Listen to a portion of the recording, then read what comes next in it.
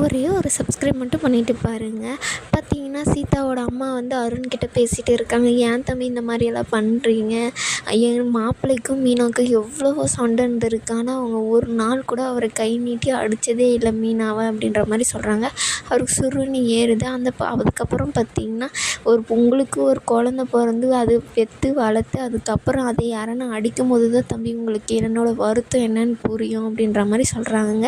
நீங்கள் சீதா கிட்ட ஃபோனை கொடுங்க அப்படின்ற மாதிரி அருண் சொல்லும்போது இல்லை கொடுக்க முடியாது அப்படின்ற நீங்கள் எப்போ வந்து மன்னிப்பு கேட்குறீங்களோ அப்போ தான் அப்படின்ற மாதிரி வந்து அவரும் ஃபோனை வச்சிடுறாரு. அதுக்கப்புறம் பார்த்திங்கன்னா ஏம்மா அவர்கிட்ட இந்த மாதிரி எதாவது பேசுகிறேன் அப்படின்னா வேறு எப்படி நான் பேசுகிறது அப்படின்ற மாதிரி சொல்லிவிட்டு அவங்களும் போயிடுறாங்க. அதுக்கப்புறம் பார்த்திங்கன்னா அருண் வந்து ரொம்ப சோகமாக அங்கேயும் இங்கேயும் நடந்துட்டு ஃபோட்டோ எடுத்து வச்சுக்கிட்டு யார் என்ன சொன்னாலும் பரவாயில்ல சீதா, நீ என்னை தேடி சீக்கிரமாக வந்துடுவேன், எனக்கு அது நம்பிக்கை இருக்குது அப்படின்னு சொல்லிட்டு அவரும் அதுக்கப்புறம் விடிஞ்சோடனே பார்த்திங்கன்னா சீதா கிட்ட உட்காந்து பேசுகிறாங்க. அவங்க அம்மா, சாப்பிடு, நீ அந்த வீட்டில் எப்படி இருந்தியோ என்னமோ தெரியல, இப்போ சாப்பிடு அப்படின்னு சொல்லிட்டு ஆப்பிள் எடுத்து கொடுத்து சாப்பிட வைக்கிறாங்க. அவங்க அம்மா அவங்கள போய் பார்த்துட்டு இருக்கும்போது ஏம்மா என்னவே பார்க்குற அப்படின்னோடனே ரொம்ப கஷ்டமாக இருக்குடி உன்னை இந்த மாதிரி பார்க்க, நீ எவ்வளோ நாள் இந்த வீட்டில் இருக்க போகிற தெரியல, இந்த பிரச்சனைலாம் எப்போ முடிய போகுதுன்னு தெரியல, எனக்கு என்ன முடிவு எடுக்கிறதுனே தெரியல, இப்படி அடித்தா நீ எப்படி அங்கே போய் இருக்கிறது அப்படின்ற மாதிரியெல்லாம் சீதா கிட்டே கேட்குறாங்க.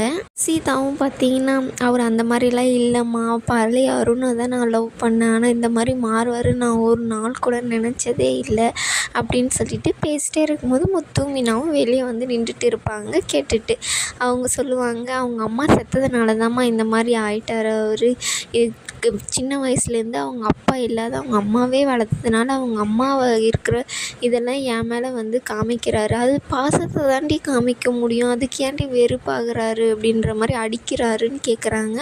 அதுக்கு இல்லைம்மா, அவர் வந்து அந்த எப்படி அவருக்கு ஹேண்டில் பண்ணுறதுன்னு தெரியல, ஆனால் அவர் கொஞ்ச நாளில் மாறிடுவார், எனக்கு ரொம்பவே நம்பிக்கை இருக்குது அப்படின்ற மாதிரி சொல்கிறாங்க. என்ன சீதா நீ இப்படியெல்லாம் சொல்கிற அப்படின்ற மாதிரி அவங்க பேசிட்டே இருக்கும்போது முத்து மீனாவும் உள்ளே வராங்க.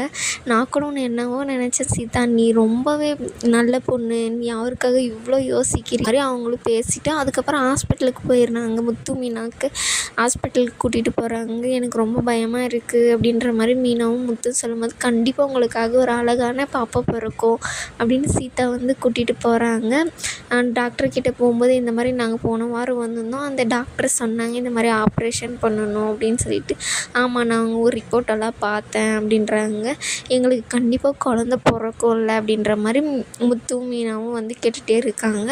அதுக்கு நான் உங்களுக்கு பொய்யான இதை வந்து கொடுக்க முடியாது, நான் சொல்லிடுறேன், இது வந்து ஆப்ரேஷன் பண்ணி அதுக்கப்புறமா தான் அந்த இது வந்து எப்படி வேலை செய்யுது என்னன்னு சொல்லிட்டு பார்க்க முடியும், இப்போவே என்னால் எதுவும் சொல்ல முடியாது, ஆனால் 50% வாய்ப்பு இருக்குது அப்படின்றாங்க. அப்போ 50% தான் வாய்ப்பு இருக்குது, அதுவும் முடியாமல் போனால் என்ன பண்ணுறது அப்படின்னு கேட்குறாங்க.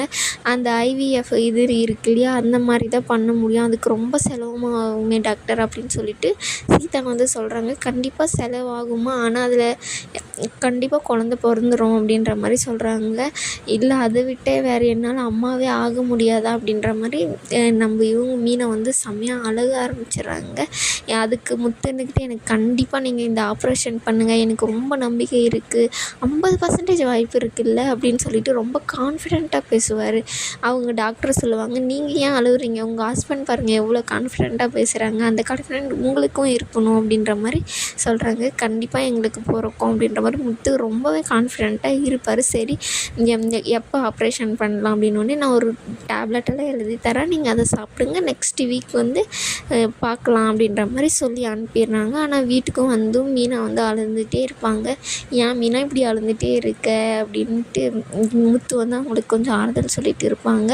இல்லைங்க, எனக்கு ரொம்ப கஷ்டமாக இருக்குது, என்னால் அம்மாவே ஆக முடியாதா, இந்த வீட்டில் என்ன சொல்லுவாங்க அப்படின்ற மாதிரி இந்த வீட்டில் இருக்கிறவங்க, உங்கள் வீட்டில் இருக்கிறவங்க, வெளியே இருக்கிறவங்க, இந்த ஊரில் இருக்கிறவங்க கூட என்ன வேணால் நினச்சிட்டு போட்டோம், அவங்களுக்காக நாம் ஆப்ரேஷன் பண்ணல, நம்மளுக்காக ஒரு பாப்பா வேணுன்றதுக்காக தான் ஆப்ரேஷன் பண்ண போகிறோம், புரியுதா அப்படின்ற மாதிரி அவங்களுக்கு செம்மையான கான்ஃபிடென்ஸ் வந்து கொடுக்குறாங்க. அவங்களும் பார்த்திங்கன்னா சரிங்க அப்படின்னு சொல்லிட்டு சிரிச்சிட்டு சரி படுத்து தூங்கு மீனா அப்படின்னு சொல்லிட்டு சொல்லிடுறாங்க. அவங்களும் அவங்க இதை கால் மேலே படுத்து தூங்குறாங்க. அதுக்கப்புறம் பார்த்திங்கன்னா விடிஞ்ச உடனே அந்த வருவாங்க. அவங்க ஃப்ரெண்டு இருக்காங்களே அந்த ஆண்டி வருவாங்க. வந்தோடனே எதுக்கு விஜய் என்னை கூப்பிட்ட அப்படின்ற மாதிரி சொல்லும்போது, இல்லை வீட்டில் எவ்வளோ பிரச்சனை நடக்குது தெரியுமா, அதுதான் என்ன பிரச்சனை அப்படின்றாங்க.